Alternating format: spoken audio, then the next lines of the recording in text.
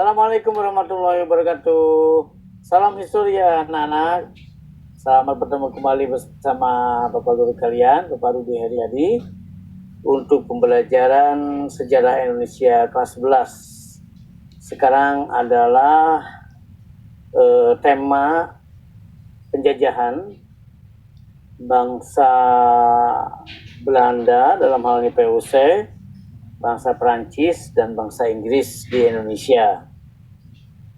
Pada pertemuan minggu lalu kita sudah bahas tentang penjajahan bangsa Portugis dan Spanyol di Indonesia. Nah, sekarang kita tiba di penjajahan POC.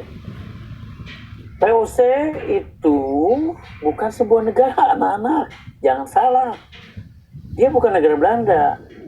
POC adalah sebuah perusahaan dagang Belanda di Hindia Belanda. Dulu tidak ada nama Indonesia. Nama kita terkenal dengan sebutan Hindia Belanda. Jadi POC adalah perusahaan dagang Hindia Belanda yang dibentuk tahun 1602 untuk memperkuat diri dalam menghadapi persaingan dagang dengan negara-negara lainnya yang berdagang ke dunia timur. POC ini bisa menjajah di Nusantara karena dia diberikan hak oktroy atau hak istimewa ya oleh pemerintah Belanda, di antaranya yaitu hak untuk monopoli dagang, hak untuk melakukan peperangan, hak untuk mencetak mata uang, hak untuk membuat perjanjian dengan negara-negara atau bangsa-bangsa di Nusantara dan sebagainya. Hampir selama 2 abad POC menjajah Indonesia dan berakhir tahun 1799, tepatnya tanggal 31 Desember 1799, setelah POC dinyatakan bangkrut karena banyaknya penyebab diantaranya korupsi, biaya kepegawaian yang tinggi, banyak mengeluarkan biaya untuk perang, dan juga persaingan dengan kongsi dagang yang lain. Karena kebangkrutan inilah maka pemerintahan POC di Nusantara kemudian diambil alih oleh pemerintah kerajaan Belanda. Selanjutnya setelah POC, Indonesia dijajah oleh pemerintah Belanda. Kemudian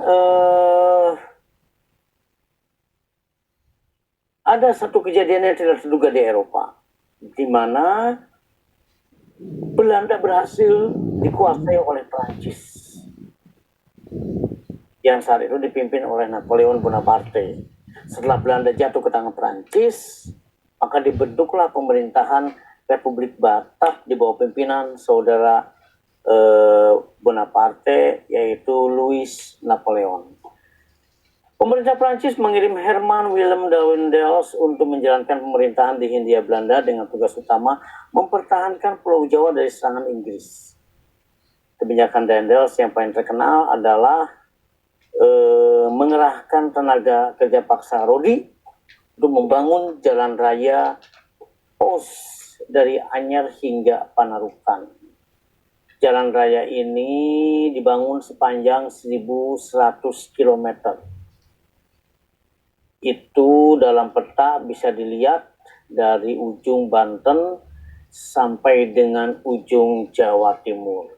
Itu masa pemerintahan Republik Batak Prancis di masa Daendels. Sayang kemudian Daendels dipanggil kembali ke Belanda tahun 1811 dan digantikan oleh Jensen. Ia menandatangani kapitulasi Tuntang sebagai tanda resmi penyerahan Hindia Belanda kepada Inggris. Jadi begini anak-anak, dalam pertempuran di Eropa ternyata Prancis dikalahkan oleh Inggris, sehingga seluruh jajahan Prancis diambil alih oleh Inggris. Belanda dimerdekakan sebenarnya oleh Inggris, tetapi dalam perjanjian Inggris meminta kesempatan untuk bisa menjajah Indonesia selama 5 tahun. Karena itulah setelah penjajahan Prancis, Indonesia jatuh ke tangan penjajahan Inggris, dan siapakah gubernur jenderalnya atau pemimpinnya? Thomas Stamford Raffles. Dialah yang menandai penjajahan Inggris di Nusantara sejak 18 September 1811. Ya.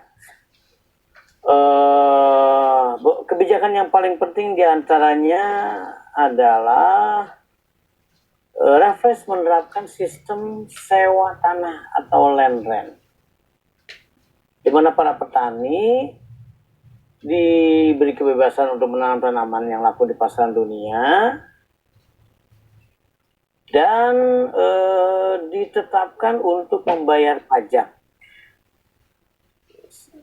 kepada pemerintah.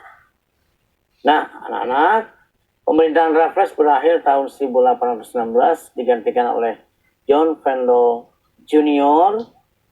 Dan berdasarkan kesepakatan, Inggris harus mengembalikan tanah jajahan Hindia Belanda kepada Belanda kembali di tahun 1816. Demikian pertemuan tentang masa penjajahan VOC, Prancis, dan Inggris. Semoga kalian bisa memahaminya. Sampai ketemu lagi di pertemuan yang akan datang. Assalamualaikum warahmatullahi wabarakatuh.